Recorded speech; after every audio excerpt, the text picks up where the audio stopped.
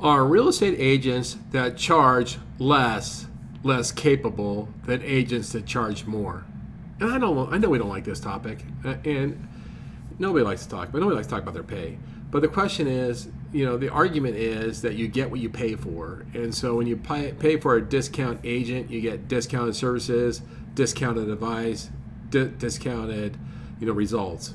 But you know what? An interesting report, a new report by Consumer Policy Center, challenges this idea and actually argues that low cost agents are just as capable as high cost agents. And I'll put a link to this in the notes below, but it definitely challenges what we believe to be true. And by the way, if you're a loan officer, do high price loan officers, provide more service, experience, better products than low price loan officers? I don't think so. Quite honestly, I don't think so. That's why it's important to know your competition. But getting back to this report, some of the key insights from the report, I'll show it to you right now. Here's the actual report. As you can see, it's an Inman article. The article from Inman is low fee brokers can offer quality full service for less. It says a Watchdog, and then it quotes this. It quotes it from the Consumer Policy Center. But anyway, here's some of the key findings. Now, contrary to what we think, many low commission agents are experienced full-time professionals. They're just not, part-time hacks or, doing it as a second job. They're actually full-time. And this report found no evidence that suggests higher commission agents actually secure better sales prices. There's no evidence in the data. And in fact, low fee brokers often provide more transparency about pricing and fees. Usually it's listed right on their websites. With high priced, you don't really know what you're getting, so it's even hard to compare.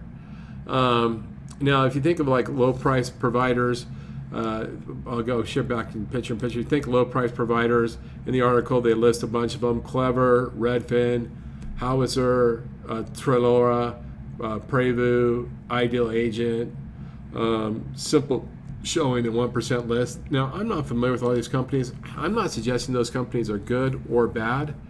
What I am suggesting is that there can be great agents that are low priced, just as there can be great agents that are high priced.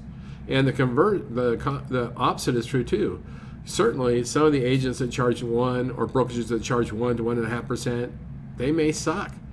But isn't that true of agents that, brokerages that charge 2.5 to 3%?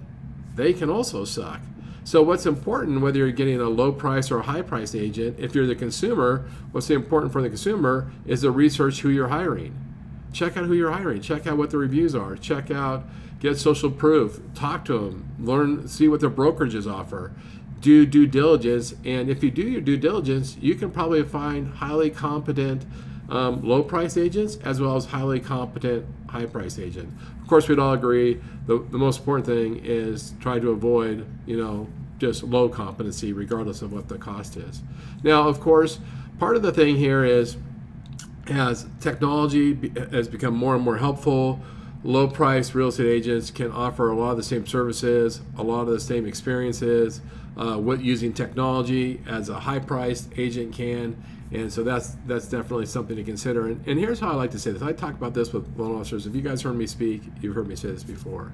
There used to be a huge bias against loan officers that worked at brokerages, that they were just gunslingers and out for the highest revenue for themselves, and they didn't really know what they're doing, and that the wholesale environment was really just home to all the low producers that couldn't meet minimum production standards for banks or IMBs. But I quickly changed my opinion on that quite a few years ago, because if the very best loan officer left an IMB or left a bank to go be a broker, would they automatically suck? No, not at all. Not at all. Not even the least bit, right? And what we've seen now as the brokerage world is starting to take as much as 30% market share. We've seen great loan officers from IMBs and banks go onto the broker platform and who do great business and have great products and services. I think the same can be argued then in this high cost versus low cost commission in the real estate world. Just because somebody shifts to a low price model doesn't mean they suck. It might mean that they're trying to position themselves with the right price to be able to capture a lot more volume. Anyway, I did a post on this on LinkedIn. Check me out on my LinkedIn if you get a chance. I did a write-up on this. I do write-ups on all sorts of articles, hopefully that you find interesting, useful, and helpful. With that, I hope you're having a great day. I appreciate you giving me a few minutes of your time. I look forward to talking to you again soon. Thanks so much.